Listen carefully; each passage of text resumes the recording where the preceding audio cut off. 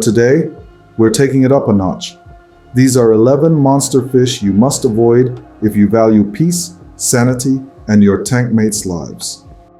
This is Fish Tank Mastery, where real fish keepers share real chaos, so you don't have to live it yourself. If you love no-fluff aquarium talk, real stories, and lessons learned the hard way, make sure to subscribe so you never miss what the community builds next. So buckle up, because things are about to get wild. And remember, the next monster list might feature your comment. So drop your personal tank horror story below. The crazier, the better. Number 11, African Mono. Looks calm until it remembers it's a brackish fish trapped in fresh water. They grow fast, love open space, and their aggressive swimming style can stress slower fish. In nature, they school in estuaries, where tides shift and salinity changes. But in a home tank, that same instinct turns into restless, territorial behavior. Keep them in groups, give them room, or they'll start chasing everyone like it's rush hour. Number 10. Red-jeweled Cichlid. Tiny, fiery, and always ready for war. When they breed, they release stress hormones that make them ultra-defensive. It's literally biological warfare. The jewel's aggression peaks around spawning time. Even the most peaceful tank mates become unwanted guests. They guard their fry like it's Fort Knox. They're stunning to look at, but behind that beauty, pure chaos. Number 9. Melanochromis Auratus. Don't be fooled by size. Auratus are classic Mbuna cichlids from Lake Malawi, and they've evolved to fight for limited rocky territories. That instinct doesn't disappear in captivity. You'll see lip-locking, chasing, and non-stop displays of dominance. Keep them with other Mbuna in large, rock-heavy tanks, or you'll have a one-fish kingdom in no time. Number 8. Tiger Oscar. The Bulldozer of freshwater aquariums. Oscars are intelligent and interactive, but their idea of decorating is moving everything you place. In the wild, they rearrange riverbeds looking for food. In your tank, they just do it because they can. Their bite pressure is strong enough to damage heaters and lift gravel. Keep them in big tanks with strong filtration and minimal decorations. Number 7. Colombian Tetra. Deceptively cute, dangerously social. In large groups, these fish establish a hierarchy, and that means fin-nipping the weaker ones, or your peaceful guppies. It's not evil, it's biology. They use quick darting attacks to test dominance, a behavior inherited from their wild schooling instincts. In small numbers, that energy has nowhere to go, so it all ends up on your slow swimmers. Number 6. Green Terror. Graceful, intelligent, and one bad day away from full meltdown. These fish can live peacefully for months until their stress hormones spike. Temperature changes, tank rearranging, or even a mirror reflection can trigger attacks. Scientifically, males develop a neutral hump as a dominance display. The bigger it gets, the more territorial they become. They're one of the most unpredictable cichlids you can keep.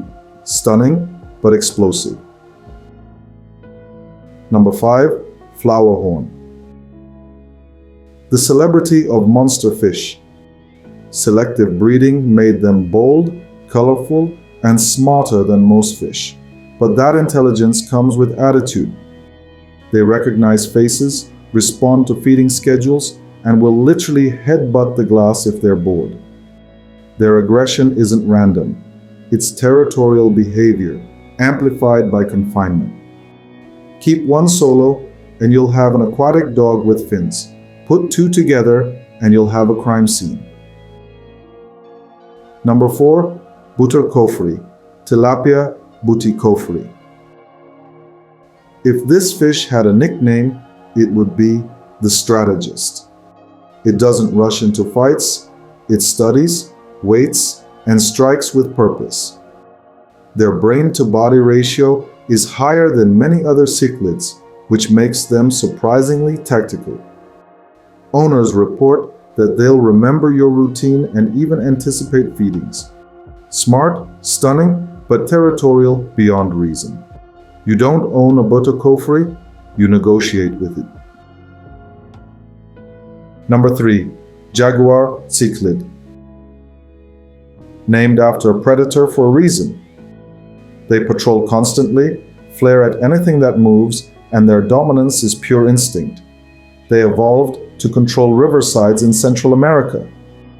They use both visual displays and body vibration to warn intruders. Ignore those warnings, and you'll see a lightning-fast strike. Keeping one is like having a beautiful storm in a glass box. Number 2. Snakehead. The aquatic apex hunter. Built for ambush, their body is pure muscle, and yes, they can breathe air and survive short periods outside water. That's not movie hype, it's real adaptation. In Asia, they dominate freshwater ecosystems, feeding on anything smaller that moves. In captivity, they're fascinating, but also banned in many regions.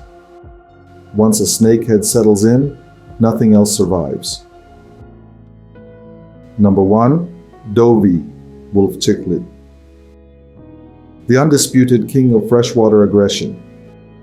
Dovii males can reach up to 90 centimeters, and they are smart enough to learn your routine. They form long-term pair bonds, defend huge territories, and can identify their owners, even attack the glass during feeding time. In the wild, they're apex predators keeping ecosystems in check. In aquariums, they become the ecosystem.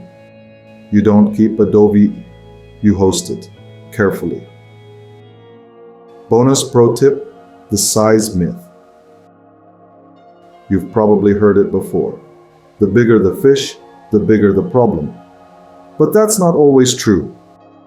Sometimes it's the small ones that cause the most chaos. A 2-inch Tetra, a moody gourami, or an overconfident betta can do just as much damage in the wrong setup. It's not always aggression, sometimes it's psychology. When space is limited, fish can't establish personal zones, and even peaceful species start showing stress aggression.